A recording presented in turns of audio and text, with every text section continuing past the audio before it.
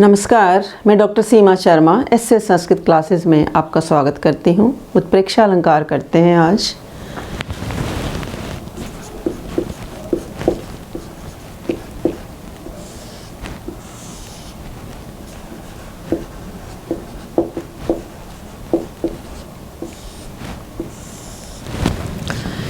तो उत्प्रेक्षा का लक्षण करते हैं आचार्य विश्वनाथ के अनुसार। भवेत संभावना उत्प्रेक्षा प्रकृतस्य परात्मना। भवेत संभावना उत्प्रेक्षा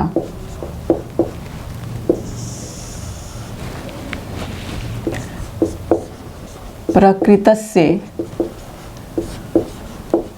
परात्मना, यानी किसी प्रस्तुत वस्तु की, विश्वनाथ के अनुसार कि किसी प्रस्तुत वस्तु की अप्रस्तुत के रूप में जब संभावना की जाती है उसको क्या कहते हैं विश्वनाथ आचार्य जी? उत्प्रेक्षा कहते हैं। आचार्य मम्मट उत्प्रेक्षा का लक्षण क्या बताते हैं? संभावनम संभावनम अथ उत्प्रेक्षा प्रकृतस्य समेन यत्। संभावनम संभावनम अथ उत्प्रेक्षा प्रकृतस्य समेन यत्।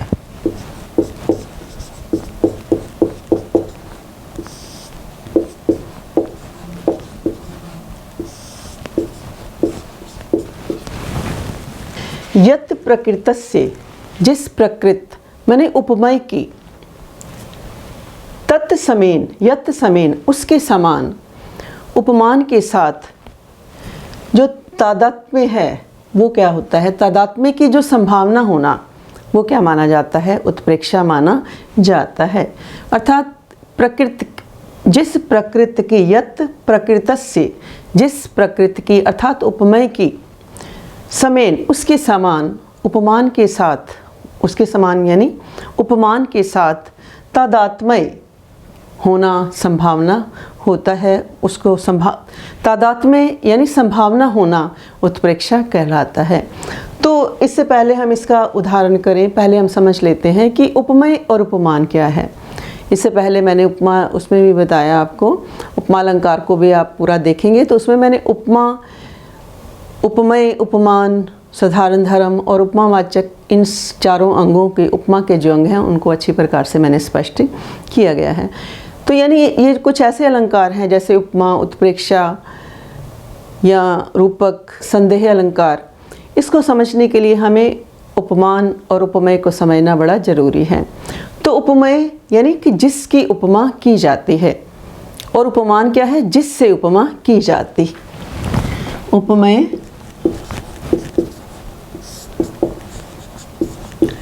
जिसकी उपमा की जाती है।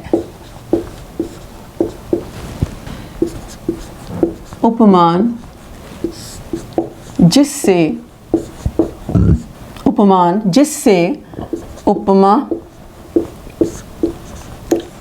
की जाती है। तो ये हमें अलंकार समझने के लिए उपमेय और उपमान तथा साधारण धर्म और उपमावाचक, इन चारों अंगों को क्या है अच्छे प्रकार से ध्यान में रखना पड़ेगा। तो जिससे उपमा की जाती है उपमान है।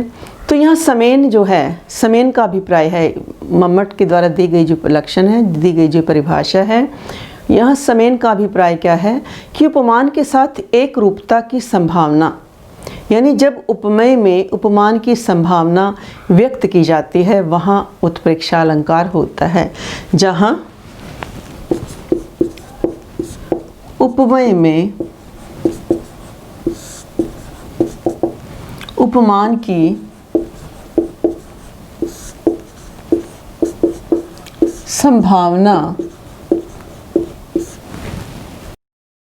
व्यक्त की जाती है,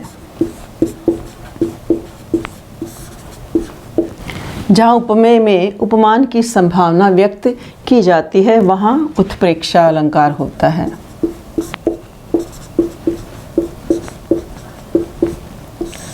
वहाँ उत्प्रेक्षा अलंकार होता है। उत्प्रेक्षा अलंकार पहचानने के लिए कुछ ऐसे शब्द हैं जैसे मन्ये, शंका, ध्रुवम, प्राय, नूनम, स्यात् एवादि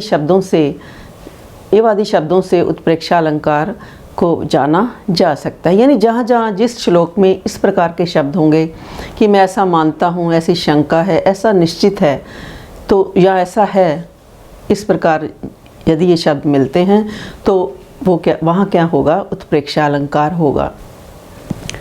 तो उदाहरण करते हैं इसका, इसी का उत्प्रेक्षा अलंकार। तमो अंगानि वर्षति वांजनम नभय असत पुरुष सेवेव दृष्टि विफलताम गता। तो भास का ये नाटक चारुदत्त से लिया गया है। ये श्लोक किस प्रकार वसंत सेना जो है रात के अंधेरे में दौड़ रही है, शिकार उसका पीछा कर रहा है। लिपतीव तमो अंगानी कि अंगों में अंधेरा क्या है, लिपट रहा है, चारों ओर क्या है, अंधेरा, हर अंग में मानो अंधेरे का एक लेप जो है हो गया है। वर्षति इव अंजनम नभः, और आकाश कैसा लग रहा है कि मानो काजल की वर्षा कर रहा है। अंजनम मैंने काजल, कि आकाश कैसा मालूम पड़ रहा है, मानो काजल की, यानी अंधेरी रात में चारों तरफ क्या है, अंधेरा ही अंधेरा है।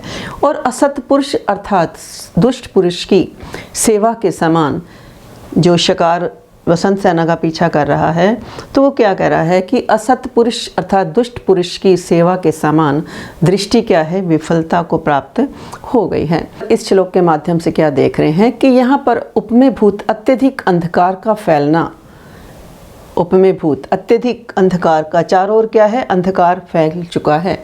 तो इस प्रकार इस अंधकार का जो फैलना है, उपमान भूत लेपन और अंजन तथा वर्षति आदि के साथ एक रूपता की संभावना हमें प्रतीत होती है।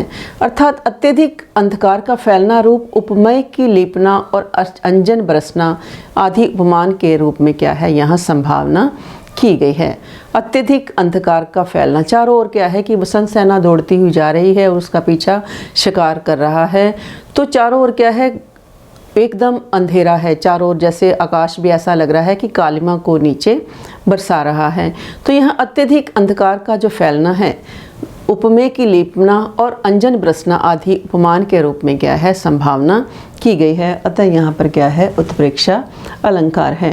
तो एक बार दोबारा से देख लेते हैं। तो आचार्य विश्वनाथ ने अलंकार की क्या परिभाषा की है, भवेत संभावना उत्प्रेक्षा प्रकृतस्य परात्मनः, कि प्रस्तुत वस्तु की यदि अप्रस्तुत वस्तु में कल्पना की जाती है, संभावना की जाती है, प्रस्तुत वस्तु की अप्रस्तुत में यदि संभावना की जाती है तो वो क्या होता है, उत्प्रेक्षा होता है।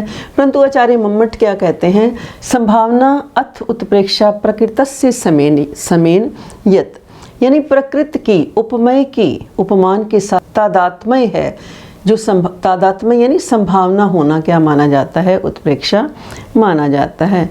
तो उदाहरण हमने किया, तमो अंगानी वर्षति इव अंजनम नभः असत पुरुष सेवेव दृष्टि विफलताम गतः है, कि अत्यधिक अंधकार का चारों ओर क्या है, अंधकार है।